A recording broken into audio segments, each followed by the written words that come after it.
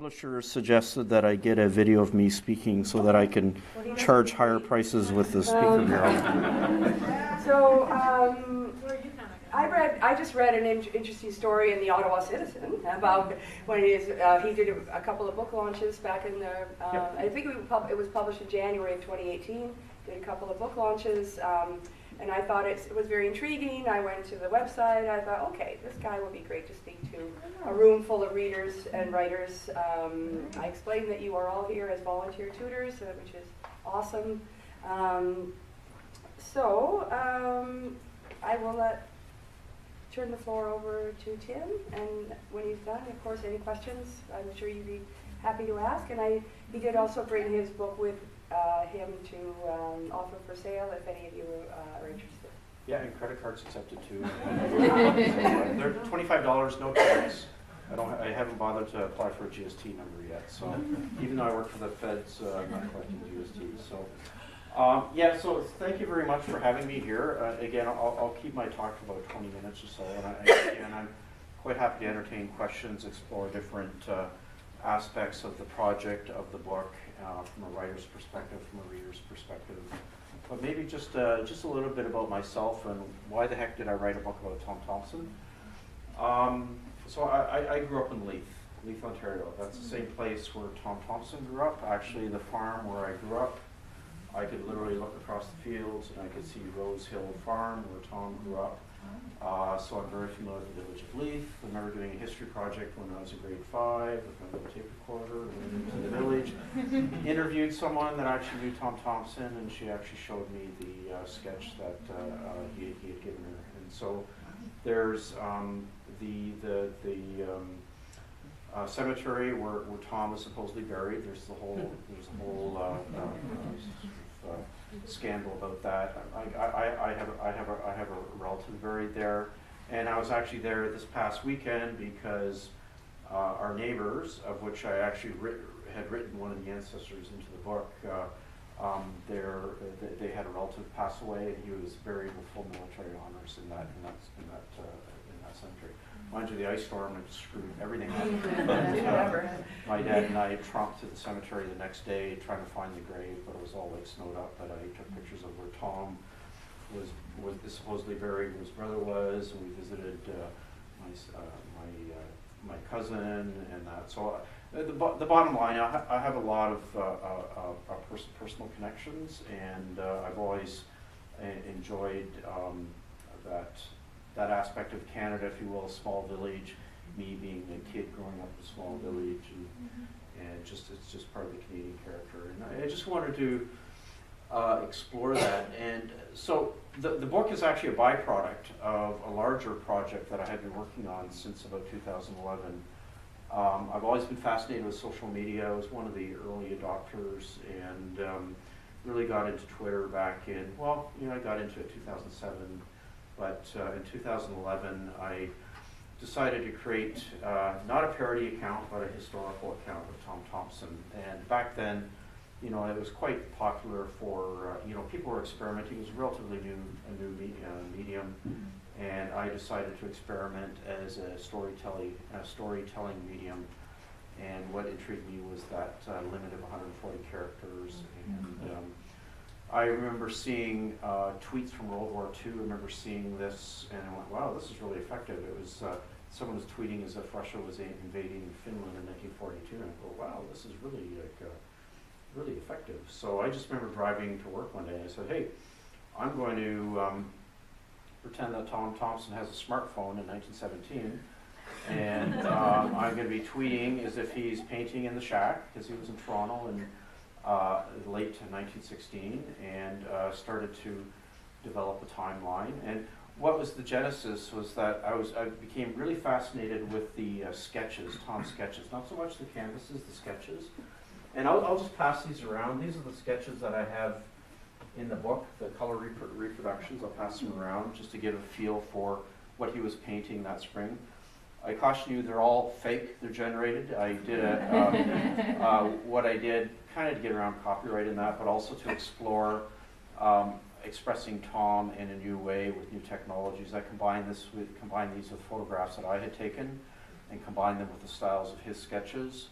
Like these were computationally very expensive to produce. I had to use a service out of Germany. Like it cost me like 20 euros to produce that, about $30 just to get the image.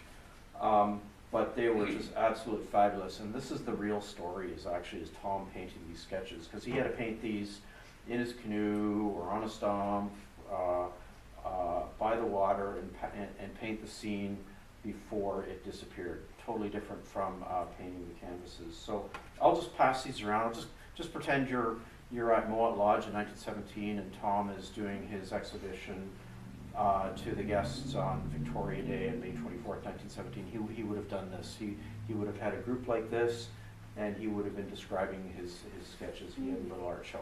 They had a fight and got drunk and that. But you can read all that. But that just gives you a feel. And I just mounted them on like birch boards to give you a feel for what they would be like. And that's the real story. And what I did actually, I created the Twitter feed and started to tweet very not surreptitiously, but just under the wire, and I was doing that for a few months, and then boom, the Globe Mail picked up on it, and they did an article that was in 2012 about Tom Thomson tweeting, and then boom, I got all these followers, and people started to follow me, and I was like, wow, this is really cool. So then, what I tried to do, again, this was the first year, I ended up creating this annual cycle that starts from November 1916 to July 2017, and I repeated every year. And I really was on the receiving end of what I would call a very compelling storytelling medium, because people were believing that Tom was alive. Like, and I was anonymous too. I didn't let them know who I was. And I'm glad that was, because I had a few women write me some emails and tweet me. And I would show them to my wife and say, I'm glad I'm not known who I'm not public. It wasn't until 2016 when I was involved with an authentication. I was asked to help authenticate a Thomson painting where I actually quote unquote came out, and that was another Globe Mail article, big feature article. That was almost being in like the Da Vinci Code, a Dan Brown novel. So the really neat thing is that the book was the end product. So I started the tweets, and what was really cool is the reaction from the followers to help generate and fuel the story. And what I would do, it would give me a real motivation to start researching the historical facts. And then while I was writing fiction, I made sure that the historical framework was as accurate as possible. So when I'm talking about Vimy Ridge, or even the weather, or about an accident in Algonquin Park, or what you're seeing in the 1916 version of Eaton's catalog, or the fires in Toronto, and the stories, they're all true. And I just wove it in, and went through the experiment of what would Tom be thinking, what would he be feeling, and the story started to come alive. So the next year I got a little bit more ambitious, and then I said to myself, what I'm going to do is that now I've got a rough framework. I'm going to sit down every night, literally, and I did it for almost 100 days straight, and I would take the tweets and I would just write a journal entry as if I was Tom, channeling him. So then I would take my tweets, I remember walk the dog, I just kind of visualize, kind of set up the story, and then when I got the kids to bed, it just boom, I just write that out and publish a blog entry. And the reaction I got from that was just unreal too. And then it just kept fueling the interest. So I just kept repeating that. That was in 2000. So the first year was 2011, 2012, 2012, 13. So I repeated the cycle. I think I'm in my 7th cycle right now. And so then what I did was that I would just recycle the entries and refine them. And then that's when I had enough material to actually turn it into a book. And what I did was actually recreate like the equivalent of like a fictional journal, and pretend it was Tom. The the thing that I learned was that what people really valued about the project and what I was doing was that it actually gave them a relationship to a Canadian artist that is well known, but maybe not just known in name only. If you mention the Jack Pine or the West Wind, people are familiar, but they don't really know who Tom Thomson is. They usually think he's part of the Group of Seven. The Group of Seven didn't actually start till a few years after.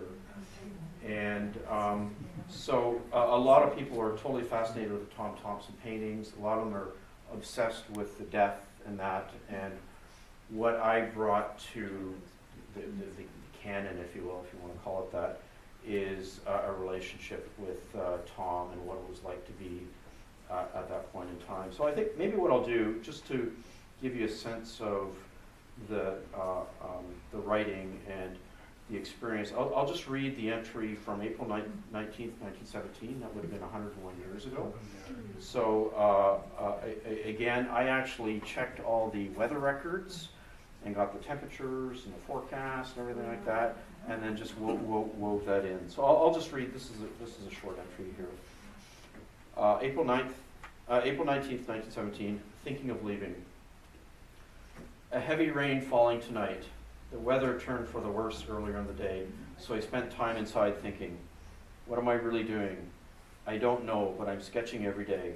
Is what I'm doing a true urgency of mission, or am I doing it because my energies need to be put into something, whatever that is? We try not to talk about the war that much.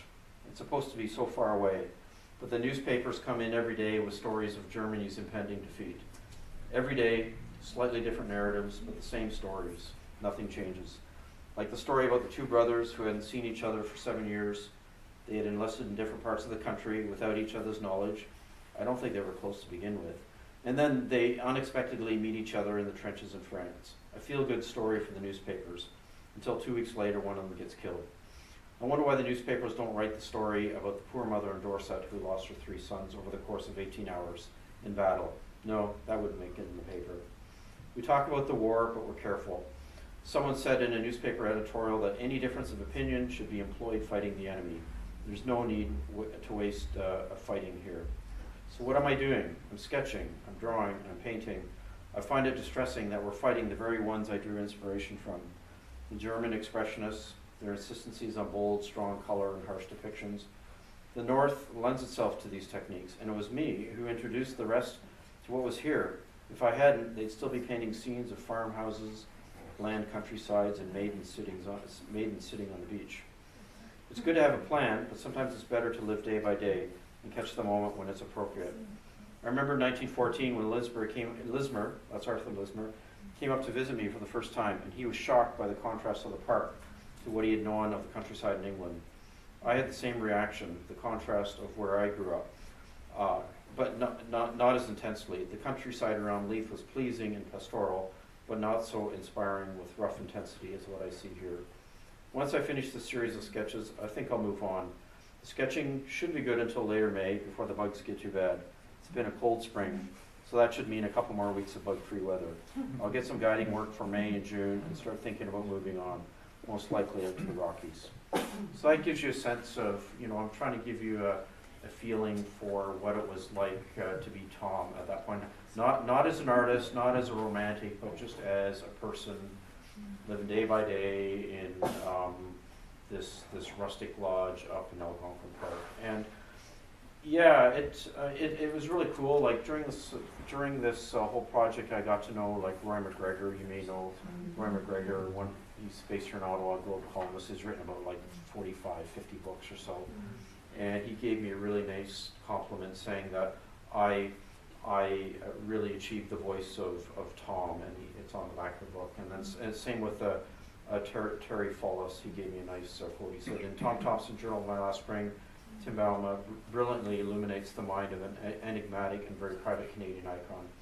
It was a journey I didn't want to end. My view of Thomson will forever be guided by the very human voice in this fine book.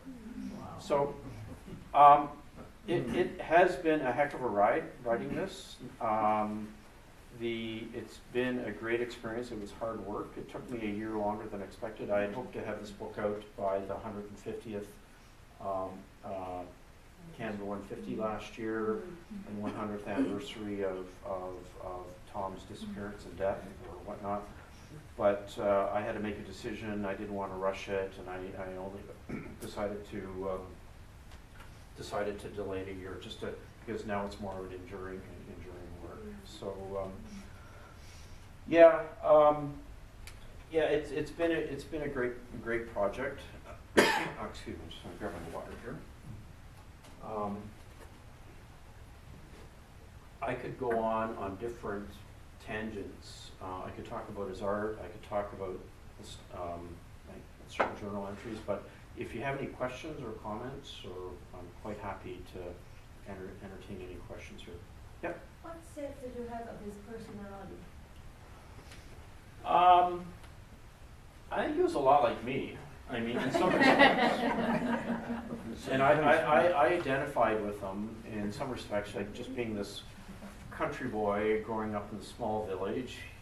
He was of a Presbyterian background. I'm from a Christian Reformed background, so same values, sort of religious upbringing, but not adamant Christian or anything like that, but just having that background. I think he was.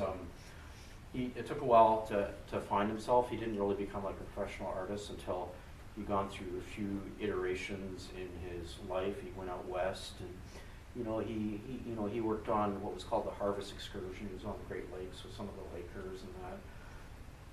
And the feeling I got was he was someone that really wanted to make a difference, but was a bit unsure of himself and did not want to rebel outright, and that he wanted to express himself within the framework of society. And he really treasured his independence, his own will. And I'm not like this, but he was a bit of a rogue with women. So, Roy McGregor and I, we've talked about this. Like, he's got his book, Northern Light, Thomson, The Woman Who Loved Him, which was Winnie Trainer. We had discussions about it. And I said to Roy, I said, I don't think Tom was really that into Winnie. I think he was actually, he had a few other women on other lakes, and that's been corroborated with some other evidence as well. So he was a bit of a player, and he was when he died or disappeared, he was age 39 at the time. So that's pretty late for marrying. Typically, you marry in the early 20s, late teens for the women, and that. And I think Winnie was about 25 or 26 at the time. So I think he really treasured his independence, and he was well read. He was musical, and I think he was trying to find his own identity. But in that, I think he was really starting to express what we kind of see as our Canadian identity. That was really more than just a dominion of the empire. We were actually independent in thought and the way we do art and society, etc. So I don't know if I answered your question. No, But, I think that's a very good answer. Yeah. Thank you very much. Yeah. Go ahead. I guess this journal is totally created, an invention of yours. I'm just wondering if he did any writing of his own, or kept a journal of his own. Yeah. So he had written numerous letters, and I think I have about 5 or 6 of them in here, and they're actually cited at the front, so you know what's real and what's not. And so the thing is, and I actually do have what I did. I compiled all of his letters, and I actually have it in a document, an electronic document, and I would use that to actually kind of get a feel for his style and how he would write and the use of language. It wasn't that many. It was maybe about 15 or 16 letters or so. But you have to keep in mind, back then, letters, they had a tendency of being read by others, so you weren't too revealing in the letters. So you read them, and they're pretty bland and matter of fact. The big sport back then was to intercept letters and figure out how to steam them open and read them and put them back without any evidence. That was the big thing to do overseas when people got letters. I do write like. Annie, who's the wife of the proprietor of Moa Lodge, she would have this tendency of when letters would arrive, she would kind of coincide that with her cleaning schedule with his room. So,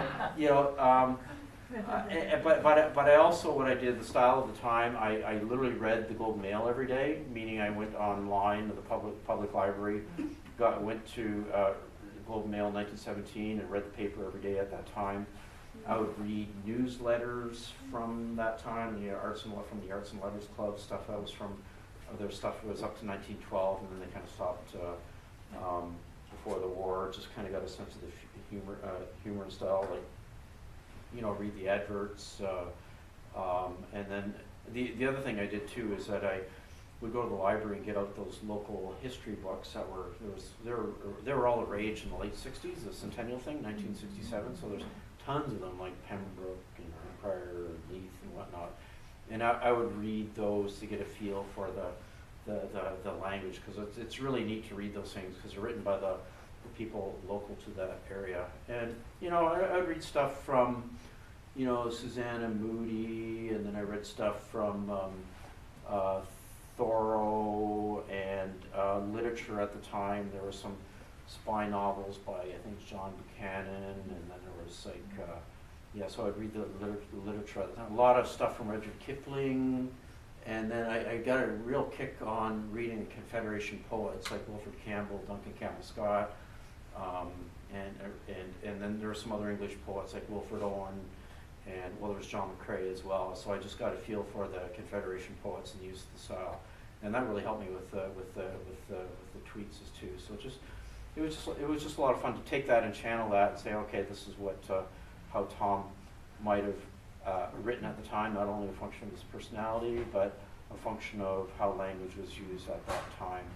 And then I workshopped, I think with Ruth, we were in a workshop with Taylor, and I workshopped a lot of my entries, and that's where I would root out some of the more modern language stuff. And then I use some, like I'm a techie too, the Google has some funky tools that you could look at the historical patterns of when words were being used and that. So if there was a word I was a bit suspicious if it was being too modern, I'd go check to see its usage in that, and if it wasn't right, then I would have went. So it was really, that was the kind of stuff that I was doing. Yeah, go ahead. What do we know about his skill as an artist? Where did it come from? Did he draw as a child? Was his tradition? Yeah, well, the whole family is very artistic. His older brother, George Thomson, the whole family is very artistic musically, and there's lots of sketches. Like I've compiled, like part of my Twitter stream, I've literally gone through, like I think I've compiled all of his work electronically, and I tweet it out randomly. So I have sketches. They go back to like, I think the earliest is probably the late 1800s. So he was born in 1877. So there's really, there's some stuff like in the early 1900s in that time period. So he didn't really become a serious artist until he started to hang around with like Jim McDonald, J.H. McDonald, and that. And I'd say his formative period was in the fall of 1913 when he spent the winter in the studio building in Toronto with A.Y. Jackson. They convinced Jackson to come from Montreal, and Jackson, of course, was he went to Europe and learned in the schools there. Came back, and they basically were living together, and they split the rent in the studio building. And then one of Tom's paintings from that period is called Moonlight. It's at the National Gallery.